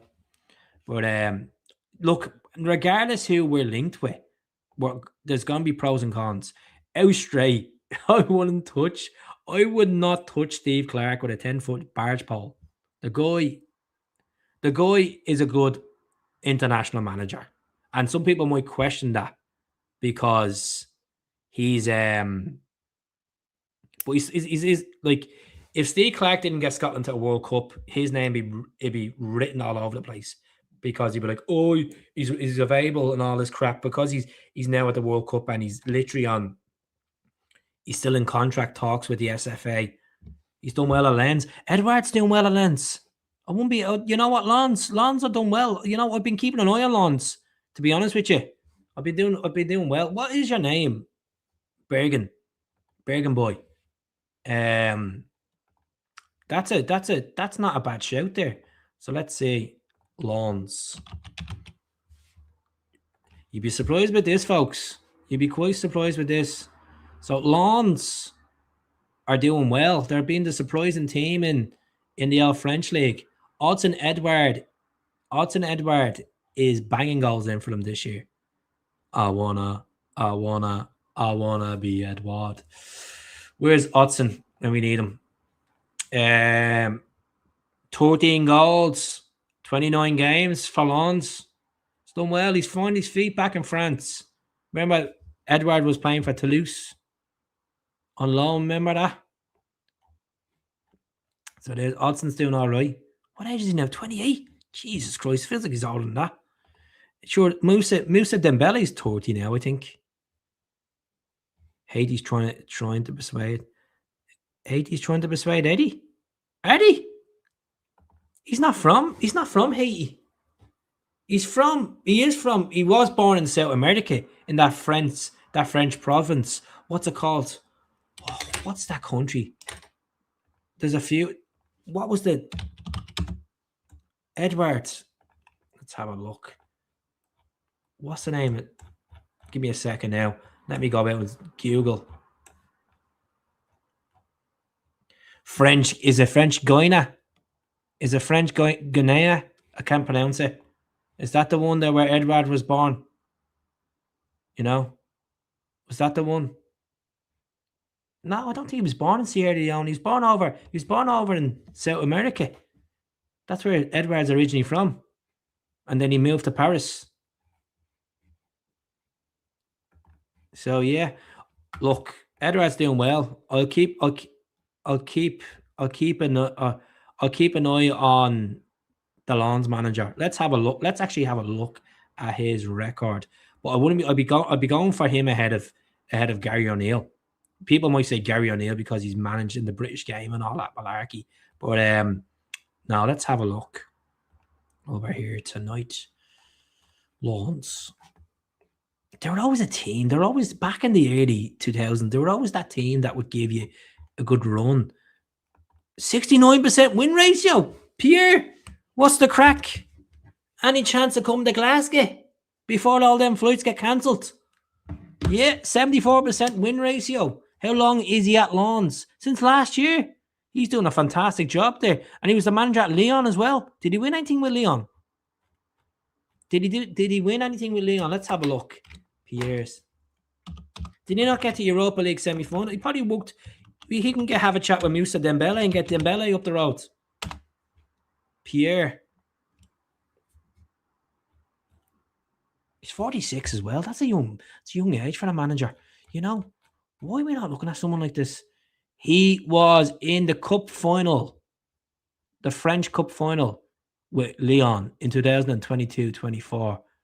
And who won it? PSG. Surprise, surprise. PSG won it. So That's not a bad one. Look at we can buy him out of that contract. Can he speak English though? You don't want to be. I'm not trying to sound like a pure absolute dick, but can he speak English? You don't want to be taking a manager, that has bad translation. At times I thought fucking Wilfred Nancy couldn't speak a lick of English, even though he's been managing over in America for years. Potter, Deutsch, or Southgate. I wouldn't go near any of them. Graham Potter, Graham Potter's done well with Sweden, considering they're in a World Cup now, and he has the likes of Nygren disposal and Larga Bielka. Look at Larga Bielka, where he's now. He's at Braga and he's in a Europa League semi-final. Does any of us speak English? True. You need to get subtitles for this podcast. Definitely, I definitely agree with you. Yeah. What's happened to the guy who was meant to be getting his team fined because he wasn't certified? Oh, that was Ange, wasn't it? Remember, Ange didn't have the UEFA license. Do you remember that? And I was like, this is shambolic from the club. I remember I was moaning on my channel about appointing Ange Postecoglou. I was like, who the fuck is this lad? I was barking. I was annoyed at the board that we went from Eddie Howe to Ange, and it was the best thing that could happen. It was the best thing that happened. I remember like Ange doing an interview on the web on the Skype, and I'm like sitting there like, who is this guy? And we had Australian Celtic fans saying to me, Keith, you do not have a clue. Do not talk Ange down. Don't put Ange down like that. And then I'll tell you one thing, Ange, he took it away for us. You could see that he, didn't take shit. And the thing about Ange is like, as we all know, Ange is that type of operator where he doesn't get close with his players. He's very professional with his players. He's not like Neil Lennon, where Lennon's pals with his players. Ange had that philosophy of football where he wouldn't change. And I remember at one point I was like, Ange will take the Liverpool job one day. I think if he gets himself back kicking again at a decent gig, he will be Liverpool manager one day. Yeah, Ange will do a better job than Slot. Let's be honest. Ange will do a better job with that team than Slot. Yeah. Let Martin win the double and sail off. Exactly. There's no point of having. I just think what's going to happen here, North South, is if we win the double, people are going to be screaming for Martin O'Neill to get the job full time. No. Let the man go and enjoy himself. If he was 10 years younger, I'd be like, oh, yeah, give Martin the job. But come on, let the man go. He's 74 years of age. The guy deserves to just look at the amount of times he jumped up, jumping up in the air back in the 25 years ago. Shut up, you nutter. I just, I love Martin. I really do. I truly love Martin O'Neill. But we need to go for a young approach. Like there's been names, as I said, Cesc Fabregas, Pierre Sage, and Peter Bosk of PSV. Who else? I wouldn't go near Gary O'Neill. Who else would I be considering looking at? Irola, he's not going to touch us. He's going to be the next Atletico Madrid manager, I think. What about, let me think. Trying to think different, like really trying to think different here. And there's no one in, let's be realistic, like Askew, I don't think Askew could handle the Celtic job. I don't think he can handle the pressure. If his team is underperforming now after the last 5 games, what's he going to be like with 100 times the pressure on him? 100 times the pressure on him, and he's the manager at Celtic. If he draws one game, Keith Andrews. I don't know. Like, it's mad to think like Keith Andrews has done well with Brentford. I'd rather Thomas Frank than Keith Andrews. Robbie, what's his name? Rumors that Tavernier is coming out with a blue bike for his testimonial. Look at Tavernier. He's let's speak about Tavernier tonight. So there you go. Zoom it in. This was sent to me by my friend. Oh God, This was sent by my friend. So Tavernier won 3 honours. He's 10-year tender at Celtic. While Callum McGregor won 24 trophies. Unbelievable. Absolutely unbelievable. And they're going around crying that he's meant to be, you know, he's a legend, this and that. He scored majority of his goals he scored from the penalty spot. And there were SFA corruption decisions. Let's be brutally honest. Yeah, he scored goals in Europa League and stuff, but days of Maeda, you know, lived in his head. Just look at it. Sheer dominance. 11 years, 3 trophies. We have Japanese translator that win more. That's true. That is true. I forgot about them translators. I forgot about them. God bless them. God bless them. They'll probably have to move on now in the summer if we lose our Japanese boys. I don't know if they can speak Korean as well. Your man Robbie Keane is on a domestic double now. Ferencváros has just won a penalty shootout. Did he? Let's have a look. I believe you. Let's have a look. Where's Hungary when we need it? I am bleeding Hungary, but Hungary. I just look and go through this app here. Go up, Keith. Use the alphabet. Use the alphabet, Keith. Come on. You'll get there, Keith. It's somewhere there. If not, just put in Robbie Keith. Oh, there we are. Trying to navigate me through this. Yeah. Let me see. Let's see. Austria, Belgium, Bolivia. Did that guy play? No. Look at them, like with the Real Madrid crests and all. I'll just click Hungary. Just thought I having it there a minute ago. Jesus Christ. I need to get my eyes tested. Honestly. I need to get my eyes tested. There we are. Is the MB? No, that's the second division. Ferencváros. Can you all see that, folks? How's it going, Paul? How's it going? I hope you're well, buds. Hope you're well. We're losing people tonight, but it doesn't matter.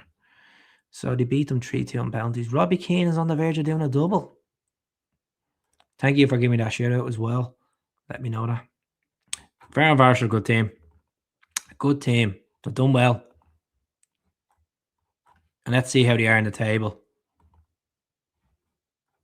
Ooh. 3 points behind. Oh, who is this team? Never heard of that team before in my life. Puskas Academy. Oh, this would be interesting. I'll keep an eye on that. I'll keep alerts on my phone for that. I will see what happens there.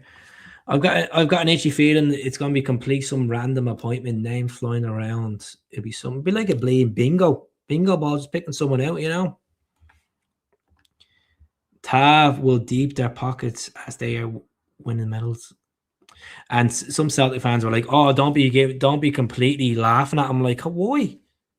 The guy has been sitting there for years watching Celtic being dominant, and if we don't lose the league this year, who cares? We'll move on. We'll have to moan there and then, and we'll have a little cry and we get on with it. That's football. That's the art of football. You can't win every game. You can't win every league. If you don't prepare, you don't organise, you don't have the belief, you're playing fucking farther head football, you're going to get punished. And we're hoping for dear life, that we do pull it off. Because let's be honest, if we don't win the league, I'd rather not be in Europe next season. I'd rather not even put any effort into Europe. I don't want to even think about the Europa League. I don't want to think about the Conference League. I know the Europa League is our level. It is our level. Well, some sort of our level. It's just you need to focus on getting things right in your house at home and winning your own, dealing with teams that you're playing week in and week out instead of teams you're playing 8 times. Teams you're playing 8 times a season, you know, or maybe 10 times. I was in Germany last year to Hertha Berlin game. Fans were absolutely mental. One of the best. German football is on the up. That's why, because they give you value for money. You go over to Germany with €22, get your match ticket, you get your point, you get yourself a nice bit of schnitzel, and you might get a scarf as well. And you have atmosphere. and it's policed well. And that's what you want. Not like in Scottish football where it's just a daylight robbery. A daylight robbery. I like Darren O'Dea. He's very intelligent. What, you just mean Darren O'Dea as a person? I hope you don't mean as a coach here now. I hope you're not meaning it as a, yeah. There's a guy I watch on YouTube. He's a St. Mirren fan. I don't know if you've ever seen him. Planes, trains, and everything. From Paisley. And he goes around and he does all these random places. He goes around Europe and stuff like that. I like him. I think, you know, he always has a point and goes to Germany, gets his Schnitzel. Can never pronounce it right. Oh God, I need to go to get some lessons to pronounce me stuff right. Absolutely, mate. Was pennies for a ticket, beers in the stand, and sheer passion. Good stuff.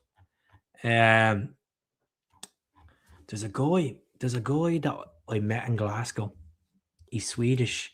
He comes over here. He's a big Swedish lad, big Celtic fan. I don't know. Is it Jan, is it? I think it's Big Jan. I know obviously Sweden and Norway are different places, but Big Jan. But I heard Norway's expensive. Norway is really expensive. Like 30 Norwegian crown to get a point, is it? 1 point to get you have your drinks in the gaff. You used to have the beautiful lights up there. I don't want that Norwegian manager Ole Gunnar Solskjaer at Celtic anyway. I wouldn't go near Solskjaer. Not a chance.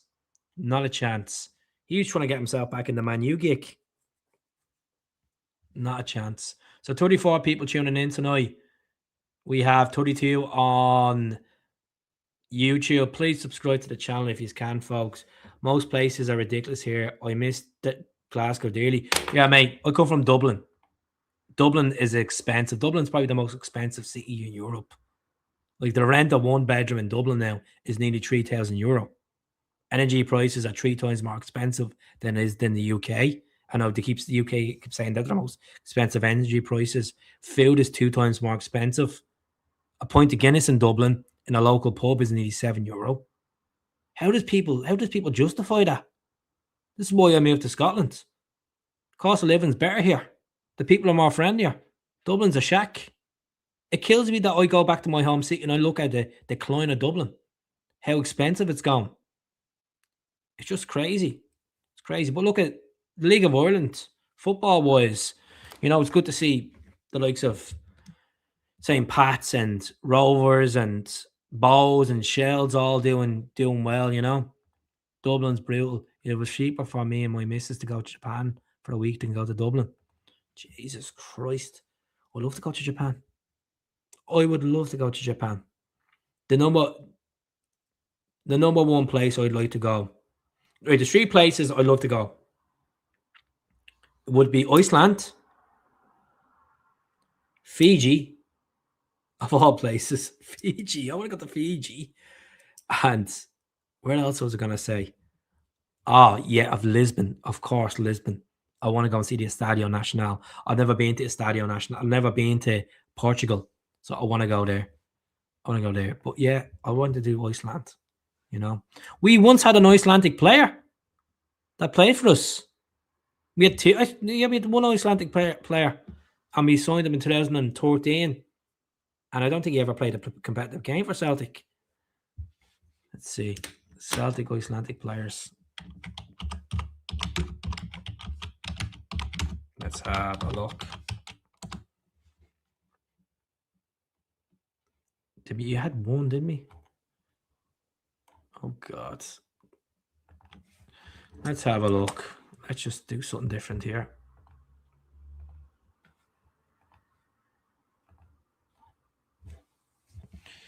There. Hobed Aaron Frid Johnson. Oh, yeah, we had that guy as well. I forgot about him. Jonas Everson. Oh, yeah, remember he had him. He was a machine. I remember seeing videos of him. But this guy here, we never even played. He went and ended on the Bromby. Yeah. Bromby Danish, aren't he? They're Danish. Danny Agger's team. Bromby. Sure, did Timmy Pukki, did we sign him? Did he not play for Bromby? Pukki played for Bromby. Jonas Shug. Big Shug night. Jonas Shug night. Football is nice and competitive here, all right. Did you get to see a game without VAR? It's an interesting experience. It's been for a while for Beyond. Well, Scott Brown was saying the other day on the it's not the overlap. What's it called? What's the one that they do? What's that one called? Chris Sutton, Naismith, the warm up. The warm up, is that the one? Is it called warm up? Is it? And he's saying it's better not having the VAR in the championship in Scotland. By the way, congratulations to St. Johnstone getting promoted with their manager who looks like John Bon Jovi. But McDermott Park will be back in the Scottish Premiership next season. Who will it be? Will it be Kilmarnock getting relegated? Will it be St. Mirren? Will it be Aberdeen? Or who will win the relegation playoff? Will we see the likes of Dunfermline or Partick Thistle come up? I'd like to see Partick come up. I would love to see Dunfermline mostly, because they haven't been in the league in years, and plus they've good supporters. The Pars. I just think Thistle. We're all sick of seeing Partick Thistle with that stupid mascot that has a sun. The sun mascot. Oh, he goes through my head. You used to love an away day at Perth, or Scots say Perth. McDermott Park. I've never been to Perth. I went through on a train up to the City Discovery Dundee. I've been to, how many Scottish stadiums have I been to? Oh Jesus, this just tests me as much as a Celtic fan I am. I've been to Hampden Park. I've been outside Kiprocks. Never been inside Kiprocks. I've went past obviously Tynecastle. I went past Murray Park. That's not an SPL stadium, obviously. Not Murray Park. Murrayfield, sorry. I didn't go up to Easter Road when I was up in Edinburgh. Open goal. I can't stand open goal. I used to love it. I absolutely hate open goal. You know? You're not missing much. I just can't stand watching it. I used to love watching it. I just think it's gone so predicted. I don't know why we talk about the same stuff all the time, but I can't. I've been outside Rugby Park as well, yeah. I've been outside Somerset Park in Ayr as well. Where else am I trying to think? Obviously, St. Mirren Stadium, been outside St. Mirren Stadium. But on Livingston as well. It's crazy. When you go up to these stadiums, they're smaller. They look smaller. They're smaller than they are. Like when you see them on the telly. Beat Aberdeen 5-0 in the Premier League debut at McDermott Park, 1990. Jesus. Let's see. I don't think St. Johnstone will stay up next season. I think they'll probably go back down. It's mad to think they won the double a couple of years ago. Who was that guy that was linked with Celtic that played for St. Johnstone? Was it Rooney, was it? Was it Sean Rooney? Was it Sean Rooney that was linked with a move to Celtic at one point? And I was like, no, I don't want to sign him. Oh, it went to the last day. Let's see. I'm going to jump off in about 5 minutes, folks. I'm after doing a long podcast. I hope you've enjoyed it tonight as well. 5 more minutes, and I'm going to call it a night.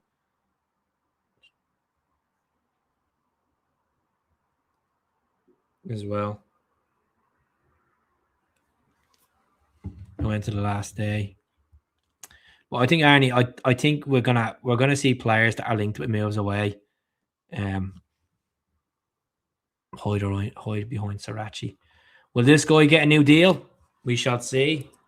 Will he get a new deal at Celtic? Will it be another 1-year extension for James Forrest, the 34-year-old Scottish winger? Will we see him getting a new deal? It's a no for me about this guy on the left. But see the guy on the right, I'd sign him back. I wouldn't go near this guy. The more I thought about it, definitely not. If we can get this lad, it's Christmas, but he won't come to Celtic. Craig Bellamy, I think there will be a conversation asked with Craig Bellamy. Robbie Keane, obviously, he's at the guiding his team into the Hungarian Cup final tonight. And he's second place, 3 points behind at the moment in the Hungarian league. But every Celtic fan feels like this at the moment. Sitting there wondering, thinking to themselves, who is going to be the next manager? What do they need? Do they need to have honours on the list? Or do they need to have a good way of speaking, good style of football? As I said, I threw a name into the mix tonight that I haven't thrown in on the channel. Someone mentioned one name. Someone talked about Pierre Sage, but Cesc Fabregas, I think Cesc Fabregas, you could have consideration go for him. You know, Robbie Keane I think Robbie Keane will get it. As I said, I'd like to see Robbie Keane bring Damien Duff. Bring Damien Duff in, because Damien Duff has walked around the club, so he'll integrate quicker with the likes of Duff being there. Duff knows McGregor, Duff knows Jamesy, Duff knows Tierney, you know, that kind of stuff. Sorry, but I still don't think we'll win the league. Look, we'll see what happens.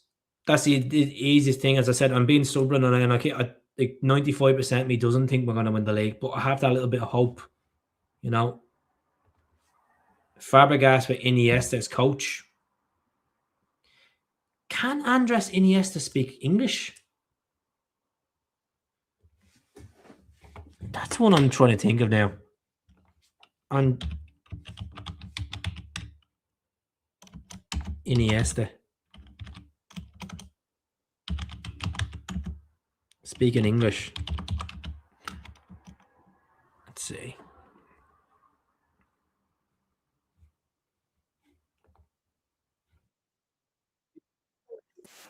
Two seconds, folks. Just going to see, can he speak a lick of English?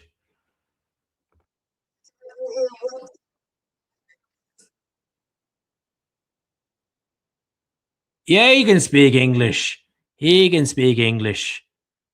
Yes, he can. Now says Fabregas. I guarantee you someone on channels will be talking about it now. If you're watching Baz, ask Baz the question, would you take Cesc Fabregas? And obviously Baz lives over in España, he'll say yes or no. You know, I'd be in for him. You know, we'll get an English mid-table manager. Let's see. Let's have a look at the Premier League before we call it a day on the channel, because I'm getting really tired now and I can't think straight. As you're saying, I couldn't even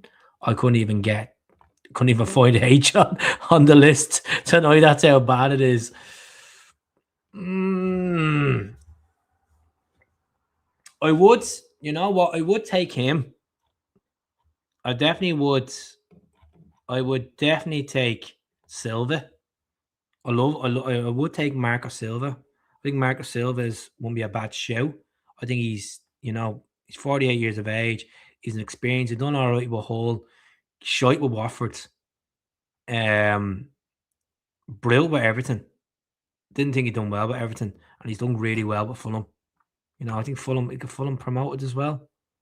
So that's that. I wouldn't mind Marco Silva. You know what I'm gonna do? I am gonna get Nick onto my channel. Nick is a good friend of mine. He's a Celtic fan and he's also a Fulham season ticket holder. I would get Nick on the channel and I'll have a chat about Marco Silva. Now, last time I spoke to Nick about Silva, he thinks Silva is going to leave Fulham this summer. Thinks he's going to leave, but that's a good win ratio there. Look at 102 wins. What's his win ratio? 48%. Is it 48 or 46? I have to zoom in. Just 2 seconds. 46%. I wouldn't mind Marco Silva. I'm going to throw him in the mix, you know. Let's be realistic. Top flight managers. How much is Marco Silva on a year for them? Let's just check that now. Brendan Rodgers was on reportedly on 5 million a year, I think, when when he came back to Celtic. He was originally on 3 when we first got him. Marco Silva, wage. 4 million. Folks, put him in the mix. Put him in the pick and mix. He's on 4 million a year. And this is what they're saying. Is he on the list? Is he on the Celtic list? Let's see. Marco Silva. No, Robert De Zebri's on it. But he's obviously now at Tottenham. Kevin Muscat won't touch him. Lee Carsley won't touch him. Frank Lampard, he won't be going. He'd be staying with Cov because Cov got promoted. Roy Keane won't touch. Nicky Hayden, everyone talks about him. I wouldn't. I'd rather Marco Silva. Let's see. Good shout, Toto. Southampton manager. I don't know much about the Southampton manager. Let me see. Are they not pushing for promotion? Let me see. Southampton. Have a look now. We'll have a look now. See, I do have a football brain at times, considering I do repeat myself like a parrot. Who is the manager? This guy. He's only lost 5 games so far. German 33-year-olds. Tonde. Erkert. Tonde. This is his first gig at 66 win. No. Come on, for fuck's sake. This is Glasgow Celtic. No disrespect to St. Mary's and Southampton, but come on. No. I wouldn't be entertaining that. Because he's managing the championship. Well, look at fucking Rangers got fucking Michael Beale because he's managing the championship. No. Marco Silva, Cesc Fabregas, or Pierre Sage. They're 3 names that I'll be, or Robbie Keane. Because Ange ain't touching us. Ange is not going to come back to us. Newton's not going to touch us. Askew won't touch. Martinez, he'll want a fucking a treasure chest. I don't want Martinez. The reason why I don't want Martinez is because his head is going to be torn with the World Cup. We want someone once that league is done. We should be even getting a manager. We should be getting a pre-contract done. And with these season tickets coming out, fans are going to be uncertain about renewal. As much as they love Celtic, some fans will have I'm sure there's about 20% of fans that have that uncertainty about renewing next season. I'd say that's the percentage. Could be higher. What do you think? Do you think that there's more than 40% of Celtic fans thinking to themselves, will I renew for next season? Because I don't know which direction we're going as a club. I'm not happy to give our board an increase on a season ticket next season because I don't know where we're going. I don't know what we're going to be playing, what European tournament we're going to be playing. Are we going to be champions of our country? Are we going to give the manager money? I don't know who's going to be at the club player-wise. Like, it's so much uncertainty for a fan. As much as they love Celtic, to have that question, will I renew? Will I pay the extra 30 or 40 quid next season? You know, Kieran McKenna won't come to us. I like Kieran McKenna. I don't think he's going to come to us. I think he's pretty happy at his switch. He's doing well at his switch, you know. I don't know how much is Marco Silva on the year. And he's on 4 million a year. So how much is that? How much is that per week? Per week. I just need to know. He's on 13 grand a week. How much is Kieran McKenna on a week? Kieran McKenna's might be on 60 grand a week. Fuck off. Hold on.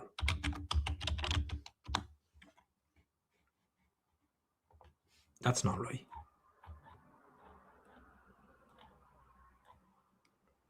Jesus.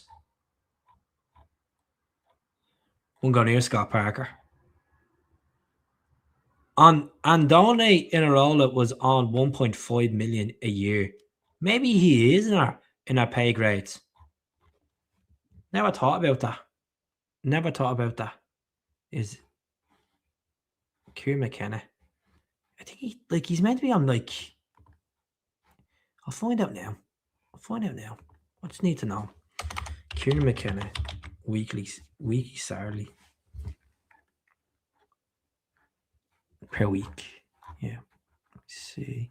That's 2020. That's either way, he's affordable. McKenna is. I'm not even thinking about doing maths tonight, folks. McKenna will be linked with every mid EPL team this summer who's recruiting 100%. Marco Rose is meant to be taking the Bournemouth job as well. That's according to the done deal with that as well. I would like to get the Palace manager. I think the Palace manager looks like a good manager. I think he speaks well. He conducts himself well. He's an FA Cup winner. But Marco Silva is a serious contender I would put in the mix as well. And as I said, Cesc Fabregas, young manager, he's doing well in Serie A. Yeah, people might say he's getting money there to build the team, but young coach. And then you got Pierre Sage, who's second in the French league. You know, like look at PSG. No one can get. I think PSG have lost the title twice in the last 10 years. I think that was to Montpellier and what's the other team? Was it Lyon or something? I think it was Lyon. So it's very hard to knock PSV off that perch. But anyways, folks, I'm going to leave it there. It's been a good 2-hour podcast. Please subscribe to the channel. I'll be back on tomorrow night because we have a guest coming on tomorrow night, hopefully at 7 or 8 o'clock. So I will be back on tomorrow night for about an hour, and we're going to talk about different things on the channel as well. If you haven't subscribed, please subscribe. It'd be really appreciated. And I will, during the day, I will be putting up YouTube shorts of goals and memories. So if you're seeing shorts coming up, it's goals, good times, because you got to keep the views going. You know, our board of gobshites, they won't pay players pay managers money. I'll end up with Lenny. Hope not. Hopefully not. I think Askew might get it. I would be happy with him. I don't know. I think they will probably go cheap at Askew. I don't even know how much Askew is on a week, to be honest. Probably buttons compared to Marco Silva and Kieran McKenna and Cesc Fabregas. You know what? Before I head, I just want to check something. Just curious now. One more thing. Salary per week. Como salary. He's on 1 million a week. Cesc Fabregas. No, he's on 1.9 million a week. He's on. So he's on more money than he's on less money than Marco Silva. So this is the best thing. I'm gonna show you this now before I head. This little thing here. Right? There you go. This is doing in pounds. That's USD. 1.7 million, right? Who else are we looking up? Who do you want me to look up before I go?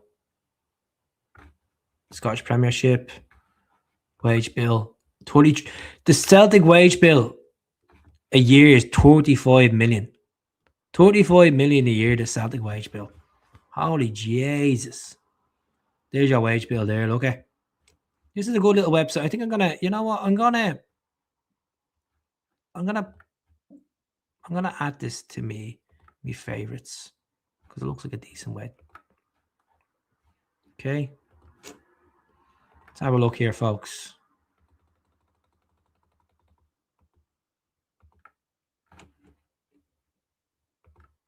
Look at that wage bill. Evening, Keith. Evening, Lindsay. Could you give me a shout? Could you give a shout out to my son, Shay? It would make his night.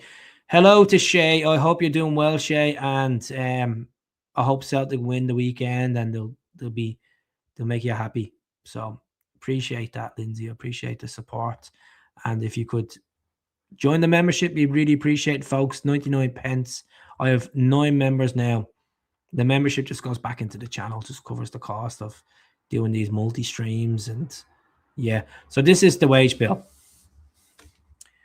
Oxlade-Chamberlain's on 30 grand a week. Austin Trusty's on 32. He's on 35 a week. I thought he was on 30 grand a week. This is updated now. There you go. Dane Murray's on £1,000 a week. Jesus Christ. That's the bonuses. Ah, it makes sense now why he's on. Look at this. He's on 20 grand a week. I thought he was on 13 grand a week. Fucking doing my head in. Honestly. Doing my head in. That he's still on they earn too much. Definitely earn too much. 100%. That is shocking. Absolutely shocking. Some of the players don't deserve that wage. James Forrest. I thought James Forrest was on 20 grand a week. Let me see. Anything about the managers? No. Tierney. Celtic's current wage bill is 26 million, not including player bonuses and coaching staff. There you go. Kieran Tierney is the highest paid player at Celtic, with earning base salary of 2.6 million a season per year. Then you got Callum McGregor on 37 grand. Just curious. Let's see what the Seth go. 28 million. Hearts are 10 million. 10 million. Just curious to see how much. Laura Shanklin's on 25 grand a week. Thought he'd be on less than that. Claudio Braga. We could easily get him double the salary to 30 grand. Get him over the line. Devlin's a good player. He's injured. Ocean, 5 grand. Jesus Christ, we can't be losing to this. We cannot be losing to this. Honestly, cannot lose to Hearts. You know, Mavuka, 2 grand a week. He's so happy. Good. Where are you tuning in from, Lindsay? Quite late the show is. A lot of money for the SPL wouldn't be though for 25 million. Just crazy. Like 35 million is probably half of the squads. Probably about 6 or 7 of the teams put together. Accumulate the whole salaries together. Like Dundee United salary, Dundee's wages for the year, the wage bill is 4.4. Hibs is 7.4. Hearts are 10.1. Aberdeen are higher than Hearts. Rangers are 28. Highest play. Oh my God. Look at this. Look at this. Look at this. Look at the right hand side. Olsen is on 2.4 million at Rangers. Tavernier is on 1.6 million. Butland's on 1.6. Chamberlain's on 1.6. Mravosky, he's on 1.3. Kasper Schmeichel, oh good Lord. Good Lord. Get him out of the club. Get him out of the club right now. Glasgow, buddy. Brilliant. I thought serial loser Tavernier was on 50 grand a week more than Cal Mack. Find out now. Find out exactly why he's on a week for his. Just curiosity. Rangers. Tavernier's on 30 grand a week. One of the lads at work told me that today. He's on 30 grand a week.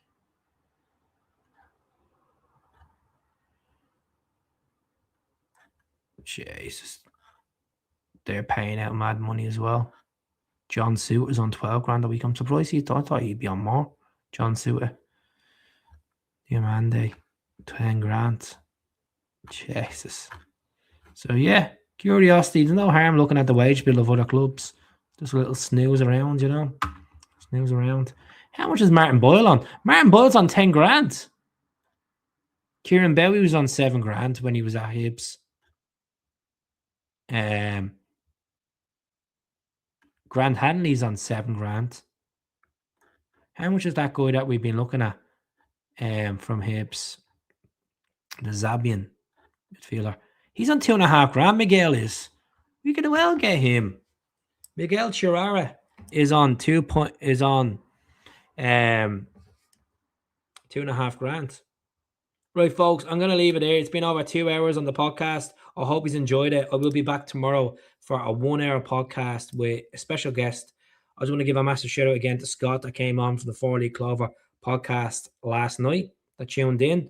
Really appreciate Scott coming on. I won't be the last that we'll see a Scott, and we're going to get someone different on tomorrow as well. So really appreciate it.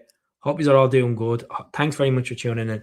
And please subscribe to the channel. Give us a thumbs up in the comment on the video. A thumbs up means everything. If you want to hype the video, there's a hype button there on YouTube as well. It just means that it just boosts the algorithm. It's free to do. Or if you want to do the membership, it's 99 pence. But I appreciate everyone tuning in. Thank you very much, Shay. I hope you enjoyed it. Thank you very much, Breen Irwin. Thank you very much, Charles. Thanks very much, Paul. Thank you very much, Milky Moo, tuning in with the first comment tonight as well. Who else do we have? North Celts. Shout out to Plunge as well. McLaughlin tuning in. Really good perspectives across the board tonight. Decent board, not like the Celtic board, but we better go. 2 hours. Take care.